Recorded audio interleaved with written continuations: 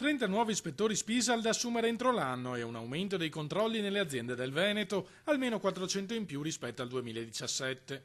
Sono le prime due misure immediatamente operative contenute nel piano strategico regionale per la sicurezza sul lavoro. Il piano è stato firmato in mattinata a Palazzo Balbi da Regione, sindacati, associazioni datoriali e tutte le istituzioni coinvolte. Tutti gli interlocutori del territorio hanno firmato questo accordo che non è un documento di intenti ma è proprio operativo, misurabile partendo dal fatto ad esempio che la Regione assumerà 30 nuovi controllori dello Spisal, che si farà formazione, che si metteranno in contatto i nostri controllori con i responsabili aziendali, che andremo nelle scuole in ogni ordine e grado a parlare di sicurezza nel lavoro. Abbiamo avuto 33 morti dall'inizio dell'anno, una media di una cinquantina di morti all'anno e vogliamo abbandonare questo primato. In termini assoluti il numero degli incidenti sul lavoro in Veneto dal 2000 a oggi si è dimezzato, ma sono in aumento quelli mortali. La media è di 50 all'anno, con un trend preoccupante nel 2018. L'obiettivo, spiega il presidente veneto Luca Zaia, è portare questo numero a zero. Abbiamo anche istituito dei tavoli di monitoraggio per cui 30 lavoratori nuovi, controllori dello Spisal, o li assumi o non li assumi.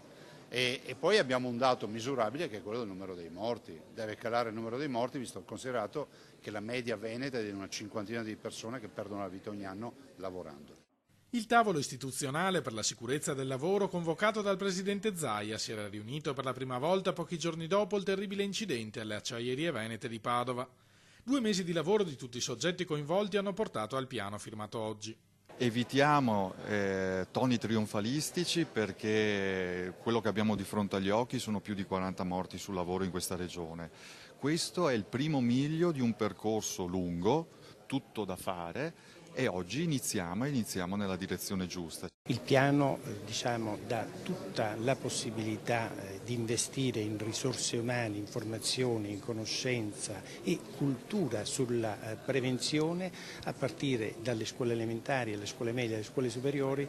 C'è bisogno di un grande passo in avanti per salvaguardare vite umane. Questo è un giorno importante, adesso bisogna lavorare sulle commissioni, cioè sui tavoli dove dovremo applicare questo accordo, e questo è l'aspetto più importante.